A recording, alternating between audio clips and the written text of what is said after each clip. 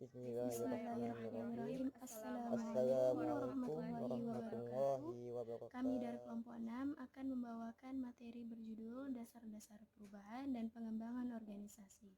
Sebelumnya, izinkan saya memperkenalkan diri dan teman satu kelompok saya.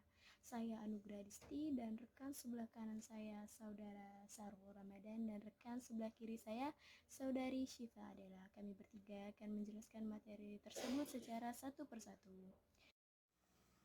Dasar-dasar perubahan dan pengembangan organisasi. Yang pertama, pengertian perubahan.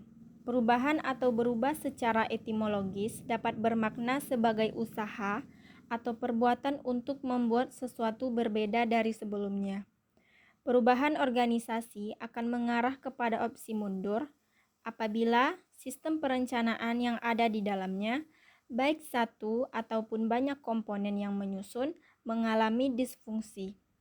Konsekuensinya akan tampak pada meredupnya kegiatan tanpa ada alasan yang jelas dan timbulnya kesenjangan di dalam organisasi tersebut.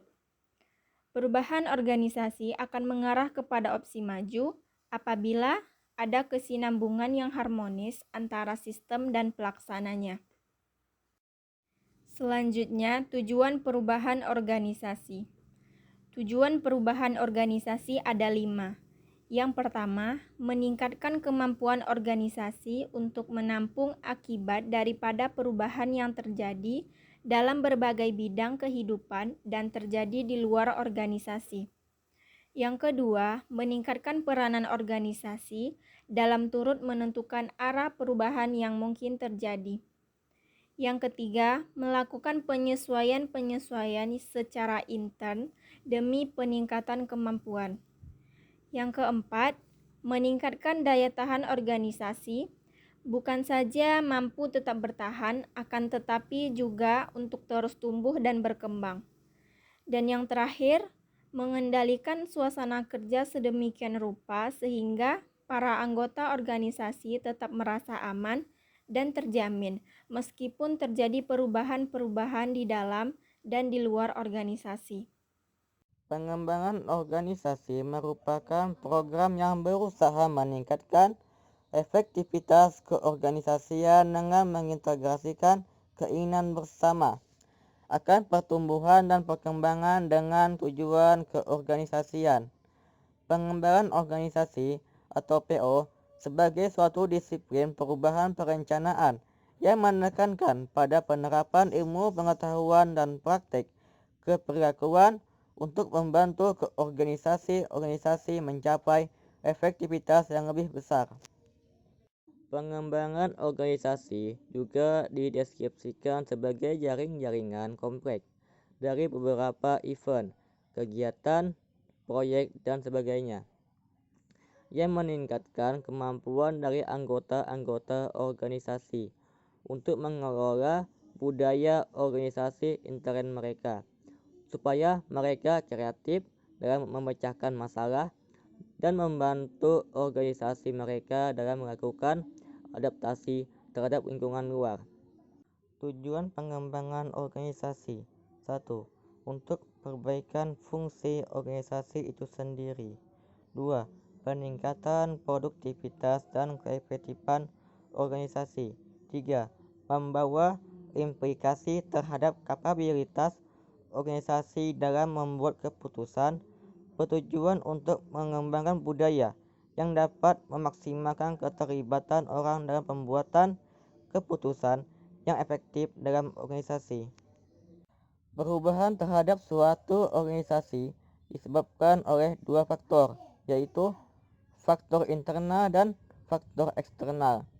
Faktor internal adalah penyebab perubahan yang berasal dari dalam organisasi yang bersangkutan, yang dapat berasal dari berbagai sumber antara lain: 1. Masalah keuangan, 2. Masalah hubungan antar anggota, 3. Masalah dalam proses kerjasama. Faktor eksternal adalah penyebab perubahan yang berasal dari luar atau sering disebut lingkungan. Organisasi bersifat responsif terhadap perubahan yang terjadi di lingkungannya. Suatu organisasi tidak harus melaksanakan suatu perubahan Hal ini merupakan suatu strategi untuk memenuhi beberapa keseluruhan tujuan dari suatu organisasi.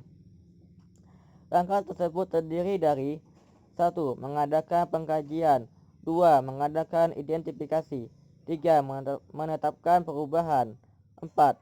Menentukan strategi, 5. Melakukan evaluasi. Dalam sebuah manajemen, sebuah organisasi, banyak hal-hal yang menjadi kekuatan yang menyebabkan terjadinya perubahan. Di antaranya ialah kekuatan kompetitif, kekuatan ekonomi, kekuatan politik, kekuatan global, kekuatan demografi dan sosial, dan yang terakhir kekuatan etis. Suatu strategi pendidikan yang kompleks yang dimaksudkan untuk mengubah keyakinan, sikap, nilai, dan struktur organisasi sehingga mereka dapat lebih beradaptasi dengan teknologi baru. Ciri-ciri pengembangan organisasi yang efektif. Pertama, strategi terencana dalam mewujudkan perubahan organisasional yang memiliki sasaran jelas berdasarkan diagnosa atau analisis. Selanjutnya ada kolaborasi antara berbagai pihak yang akan terkena dampak perubahan yang akan terjadi. Selanjutnya menekankan berbagai cara baru yang diperlukan untuk meningkatkan kinerja seluruh organisasi. Selanjutnya ada mengandung nilai humanistik.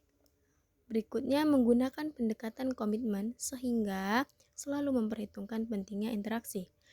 Yang terakhir menggunakan pendekatan ilmiah dalam upaya meningkatkan efektivitas organisasi. Pengembangan organisasi diterapkan kepada 3 jenis manusia, yakni 1. Spesialis individu di dalam PO sebagai profesi. Yang kedua, orang lapangan yang terkait yang telah mencapai sejumlah kompetensi di dalam PO. Ketiga, para manajer yang memiliki keahlian PO yang diperlukan untuk perubahan dan mengembangkan organisasi atau departemen mereka. Alhamdulillahirrabbilalamin. Kami bertiga telah selesai menyampaikan materi dasar-dasar perubahan dan pengembangan organisasi. Bila mana ada kata yang salah, mohon dimaafkan. Kami kelompok 6 mengucapkan banyak terima kasih. Kurang dan lebihnya kami akhiri. Wassalamualaikum warahmatullahi wabarakatuh.